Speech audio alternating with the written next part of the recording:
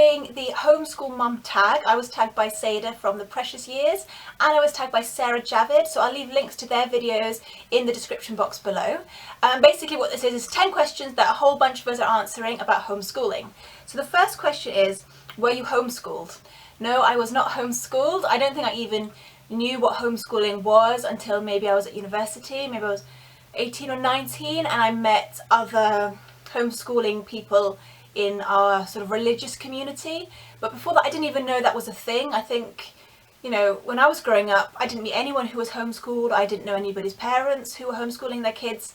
It was completely new to me. Did you always know you'd homeschool your kids? Sorry, I'm looking at my phone. No, to be honest with you, I didn't even know I was going to have kids. You know, until I got married, I was very, very ambitious, very career-minded, and I had it in my head that I wasn't even going to have children.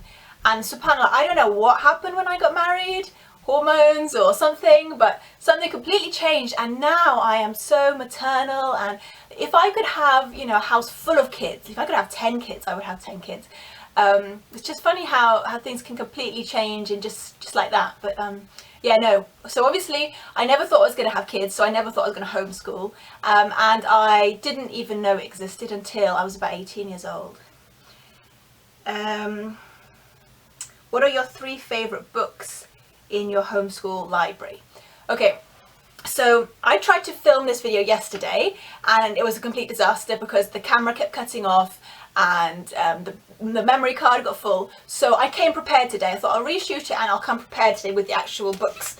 So my favourite homeschool books for mums, especially if you're starting out, this one I read a lot when I was just starting out. This is The Well-Trained Mind by Susan Wise Bauer. This is very much a classical approach to homeschooling, but it's a very good place to start. Even if you're not interested in the classical approach, I think it's a good sort of foundation. It tells you what you should be teaching your kids. I say should, you know, should be teaching your kids when, how long the lessons should be, gives you ideas of how to plan out your day. And also the book recommendations in here have always been excellent. She's never let me down actually. When I've bought books she's recommended, they've always been really good. Another homeschooling book that I love is For the Children's Sake. And this is a Charlotte Mason, this is the book that really got me into Charlotte Mason and her approach and her educational philosophy. I'll leave links for all these books in the description box below if you want to go and find them yourself on Amazon. And this book is Teaching from Rest. Now, I just started reading this maybe a month ago. It's by Sarah Mackenzie. She is the founder of Read Aloud Revival. This book is amazing. You know, it's very much, like a disclaimer right now, it's very much for the Christian homeschooling family. Very much. There's a lot of reference to Christian scripture and things like that in there. But you know what, as a person of faith, I can still appreciate where she's coming from. There might be some differences, but you know what, I loved it. I love this book. This is great for if you are homeschooling and you've come across a problem, or you've lost your momentum, or you just have lost your enthusiasm a little bit for homeschooling. This is brilliant. Now, I have not lost my enthusiasm for homeschooling at all, but I loved this book. I've read it at least twice. I don't know if you can see, but I've highlighted it. I've wrote lots of notes down the side because it's brilliant. So that's Teaching from Rest by Sarah Mackenzie. And for homeschool favourites for the kids, probably our 3 favourite read alouds are the collection of Winnie the Pooh stories. I know that's a collection, that's like 4 books in one, but I can't pin it down to just 3. So we're going to say the Winnie the Pooh collection, the Beatrix Potter collection. Again, that's like 25 books or something, but anyway, Winnie the Pooh, Beatrix Potter and Pinocchio. We read that this year and the kids loved it. I might read it again because they really, really enjoyed Pinocchio. Right, what is the next question? Are you the only teacher? Does your spouse help? Do you outsource help? I am not the only teacher. I do the majority of it, but I do outsource. I am rubbish at languages. I've always been, it's just not my strength. Even at school, I was not very good at languages. So I have help for that. We have tutors for French and for Arabic. And for our religious studies as well, the kids do that outside the home with other teachers, as well as we do stuff in the house too. And my husband, he does help when he can, but his job is so demanding. Poor guy. He comes home from work, and then after dinner he still has more work to do on the computer, and weekends are often taken up with doing work. So, when he does have time with the kids, he doesn't really want to be doing lessons and teaching them. He just wants to hang out, which is completely fine. When he has done some, actually. He did some woodwork with them last summer. He's done human body stuff with them, but really, it's mainly me and tutors from outside the house. Where is your favourite place to buy homeschool stuff? Okay, in the UK there's not a lot of options. We have Amazon and eBay. That's basically it. You can get stuff from like WH Smith's, which is like a stationery shop. There are a few shops you can buy things from, but we don't have homeschool conventions. There aren't many sort of second-hand curriculum places you could buy things from. It's basically Amazon or eBay. And so because our homeschool has become more literature-based, I get a lot of second-hand books at very, very good prices from Amazon, from eBay, even from charity shops. If it's not a book, a storybook or literature, then I'm pretty careful about how much I spend, and I will tend to just shop around online and find things. But it does tend to be from Amazon and from eBay. Next question. Do you set a budget for your homeschool? So I kind of went into that. I don't set a budget, but I am very careful. We get most of our books second-hand, third-hand, sometimes free from friends. And I'm quite careful with how much we spend. My weaknesses is I love this shop called Myriad online. They sell beautiful wooden toys and they sell beautiful art supplies and things like that. So that is a weakness. I have to be very careful when I go on Myriad. But generally, no, I'm pretty careful with my money, and we don't really need a budget because I'm pretty tight with the money. What are your 2 must-have school supplies? 2 must-have.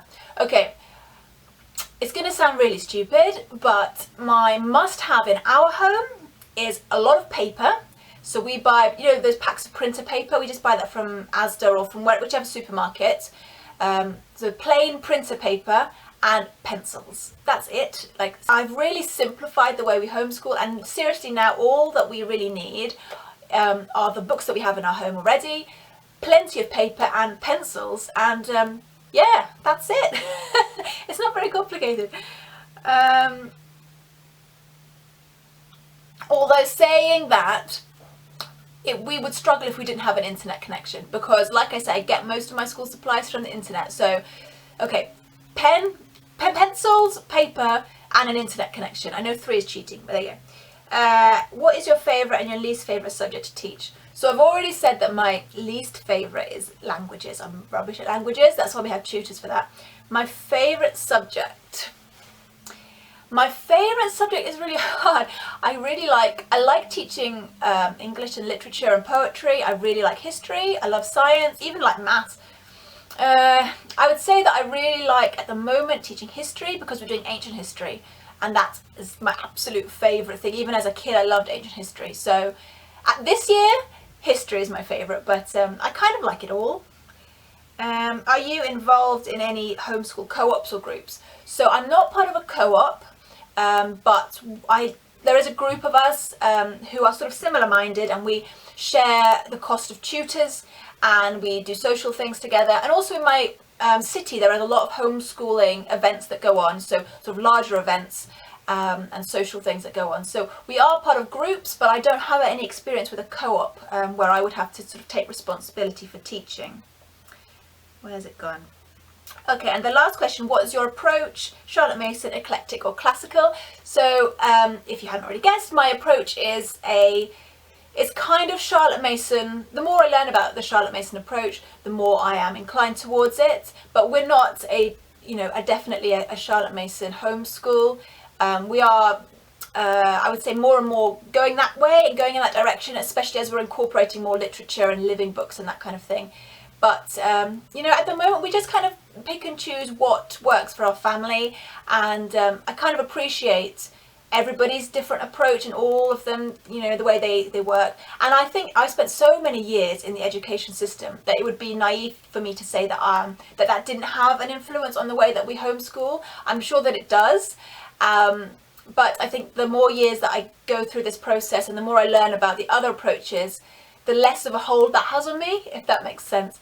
So yeah, that's a long way of saying Charlotte Mason inspired.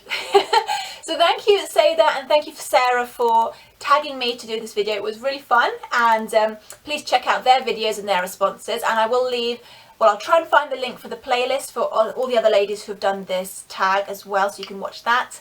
So thank you for watching. Please give this video a thumbs up and subscribe to this channel. Until next time, bye.